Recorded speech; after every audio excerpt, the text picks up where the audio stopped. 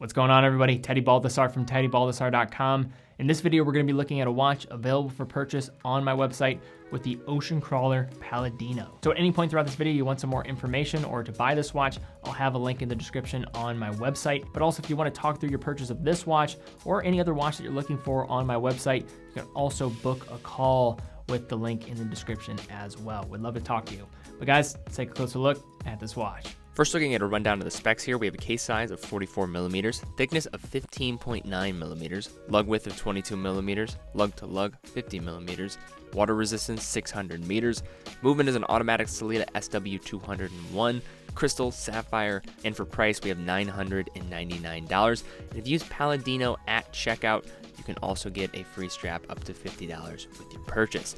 So the first watch that was put on my radar by Ocean Crawler was their Core Diver. It was a watch alongside the Dream Diver that I reviewed on the main channel last year, and ever since that video, I was just impressed with the overall just package that Ocean Crawler was delivering for the price. Ocean Crawler is a brand, just for some context here, it was started in Rochester, New York, and really it just made a name for itself in the micro brand boutique kind of watch community for their well-constructed divers that play into the theme of the brand of being able to be submerged well below the water's surface. Their divers are definitely more retro in their styling, kind of evoking a lot of those 1970s vibes with their overall designs and use of colorways. But with those designs, you're also getting well-constructed cases and a healthy water resistance as well.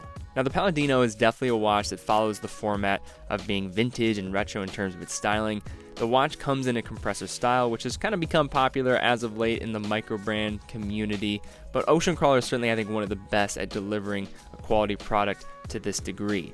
The watch is in similar fashion to other Ocean Crawler pieces, being on the larger side. This one certainly is on that larger side with a case measuring at 44 millimeters in diameter. You have a lug to lug of 50 millimeters, so that's a little bit compact for a diameter of this size, but has a pretty lofty thickness of 15.9 millimeters. The watch is certainly going to be big, it's going to have some presence, so this is certainly going to be a watch for those with either larger wrists or just want that larger case presence when strapped on. The case comes in a predominantly brushed finish and polished edge on the side of the bezel. The lugs, when analyzing straight on, appear to poke out quite a bit from the case, but when examining from the side, you actually notice they have a real nice ability to tuck backwards, which will help the wearing experience and ultimately keeping down that lug-to-lug distance. The strap that comes with this piece is a very high-quality rubber strap, comes in orange that is comfortable in its wear and meets at the case nicely. In addition, it comes with a signed 2-button release clasp on the underside, which I think is probably the strongest component of this overall strap. It's really secure when locking into place. Along the side of the case, there's this wave-like layers of steel coming in orange, which adds even more color to the piece. And along the 9 o'clock side, we have a helium escape valve pressed into the case itself. Yet there's one important distinction here, and this part about this piece that I think needs to be addressed, which is the 2 crowns located on the right side of the case. So this design follows a compressor style format. This is a popular diver layout of the mid-20th century and has really come back in the circuit of popularity in recent years. So how this operates at the 4 o'clock crown, and as a side note, both of these crowns are signed and actually contain superluminova, which will shine in the dark, which I think is really cool. But the crown can be unscrewed and will operate in traditional fashion, allowing the user to wind the watch at the first position, following unscrewing the crown, and then changing the date at that second position, and then finally changing all the hands at the farthest position while stopping the second hand in the process. At that 2 o'clock crown, we have a slightly different effect. So following twisting, the crown will actually be free to engage and will give you the ability to rotate that inner bezel bidirectionally. The bezel rotation has a slight audible click and a little bit of a tactile but kind of bump there that you'll feel as you kind of rotate. The bezel within comes in black and is heavily sloped and has contrasting markers to assist in legibility.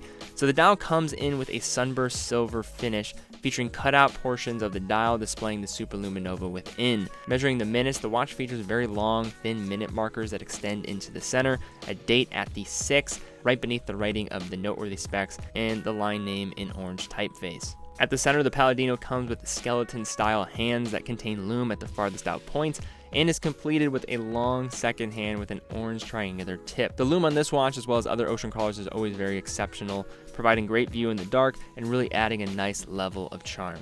Flipping the watch over, we have a screw-down case back with an embossed logo. Within the watch itself, we have the popular alternative to the ETA 28242 with the Salida SW201. This caliber is no nonsense. It's one of the best third-party options there for a Swiss-made automatic, while being easy to regulate and service. It operates in typical fashion that you would find for these type of movements: 4 Hertz, 28,800 vibrations per hour, features hacking and hand winding, so hacking, stopping the second hand when pulling out to the farthest position, power reserve 38 hours, and out of the box spec, plus or minus 12 seconds a day to plus or minus 30 seconds a day for just solita movements in general of this spec, but these are certainly getting a little bit of regulation, so it's going to be definitely performing to that lower end. So when looking at Ocean Crawler, it's an acquired taste for somebody that's going to be looking in this direction at these watches. But I think in a very short time, Ocean Crawler has really defined themselves in a very unique way in this micro brand space, and I think it's producing some of the higher level types of watches of this type out there. And if you are looking in this direction and perhaps you're just maybe not seeing what you want to see from many of the mainstream brands, I think Ocean Crawler has delivered a lot of the options that perhaps somebody that's looking for that more larger presence, more fun, maybe vintage and retro kind of styling divers that they wish that were out there. Well, all right, guys, thank you again so much for watching. If you did enjoy this video, thumbs up, subscribe, hit the bell icon. In addition to that, we'll have a link to the product in the description, but also please book a call with me if you have questions about this piece or any other watch available for purchase on my website. Would love to help you out with your next watch. So guys, thank you again so much for watching. Be well, and I'll see you all very soon.